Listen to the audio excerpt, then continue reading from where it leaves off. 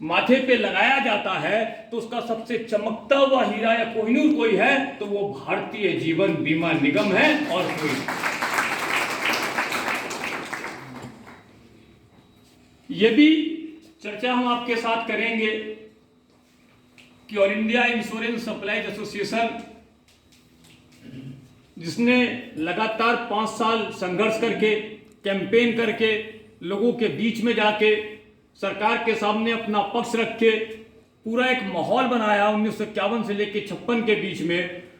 वो all India insurance supplies association जो हिंदुस्तान का एक जिम्मेदार ट्रेड यूनियन है। और ये बात भी हम जानते हैं, बनारस में जितने भी ट्रेड यूनियन के कार्यक्रम होते हैं,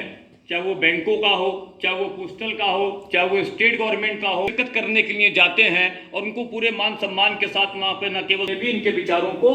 पूरी की पूरी प्रमुखता दी जाती है। तो ऑल इंडिया इंश्योरेंस एसोसिएशन न केवल भारतीय जीवन बीमा निगम के कर्मचारियों का प्रतिनिधित्व कर रहा है, उनका नेतृत्व कर रहा है, मजदूर वर्ग की विचारधारा मूवमेंट को भी आगे बढ़ाने में या उसका नेतृत्व करते हैं। बहुत जो भी समय मेरे लिए आप लोगों ने निर्धारित करा है उसमें मैं प्रयास करूंगा कि समग्रता के साथ आपके सामने किस प्रकार से रखा जा सकता है ताकि आपको समझने में आसानी हो। तो मैं थोड़ी सी बात ये कहना चाहता हूं कि ट्रेड यूनियन को लेकर जो विचार लोगों के मन में है, समाज में यूनियन को लेकर जो एक कंसेप्ट है, कुछ जनरल बात अगर करें तो लोग ये मानते हैं कि जो यूनियन में लोग काम करते हैं वो विकास में बाधा उत्पन्न करते हैं, वो डेवलपमेंट के विरोधी होते हैं, वो तमाम चीजों में पहले भी किया जाता रहा है, इसमें कोई ऐसी खास बात नहीं। तो इस बात को जरा समझने की किस प्रकार से ये अपना होता है। और ऐसे जिसने 1951 में संघर्ष करके भारतीय जीवन बीमा निगम को जन्म दिया, उसको लाने के लिए हमने किन किन संघर्षों के पड़ाव को पार किया है, कौन कौन सी लड़ाइयां लड़ी हैं, किस प्रकार से हिंदुस्तान की सरकार भारतीय जीवन बीमा निगम रिक्रूटमेंट का मतलब यह है कि हिंदुस्तान में कुछ बेरोजगारी कम होनी चाहिए। जो बच्चे बीटेक करके भी नौकरी नहीं मिल रही है, एमटेक करके नौकरी नहीं मिल रही है, एमए एमएससी पीएचडी करके भी नौकरी नहीं मिल रही है, उनको भारतीय जीवन बीमा निगम में एक सम्मानजनक जीविका मिलनी चाहिए। और ये आप अनुभव भी कर रहे हैं कि 2020 में हमने उस एक साथी को जिसका सिलेक्शन हुआ था वो कंटीजेंसी के पहले पैनल में था, दूसरे पैनल में था, तीसरे पैनल में था, जितने भी लोग थे हमने एक साथी को एलआईसी के प्रेसिडेंट को मजबूर किया कि उनको ऑफर देना चाहिए। अगर उसने खुद मना कर दिया कि मेरी कहीं और नौकरी लग रही है तो दूसरी बात है, वरना हमने एक ही साथी को नहीं छोड़ा। कोविड के काल में एक साथी को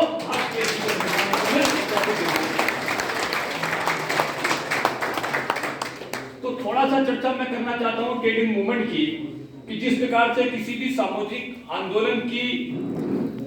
जो पूरी की पूरी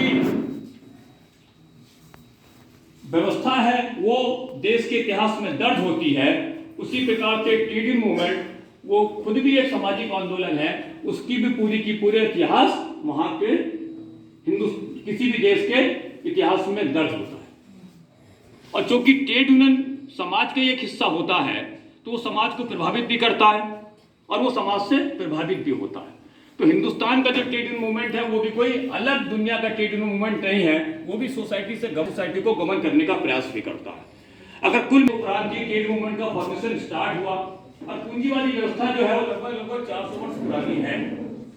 इसका मतलब ये नहीं है कि पूरी दुनिया में दोस्तों ये है ट्रेड यूनियन वर्कशॉप जो बीडीआईए मंडल संगठन जो एलआईसी वाराणसी मंडल का सशक्त यूनियन है के नेतृत्व में आयोजन हो रहा है। कामरेड संजू शर्मा जो अध्यक्ष है उत्तर प्रदेश उत्तराखंड एमसी रैफ के, वो संबोधित कर रहे हैं। स्थान एलआईसी मंडल कार्यालय परिसर स्पोर्ट्स क्लब वाराणसी।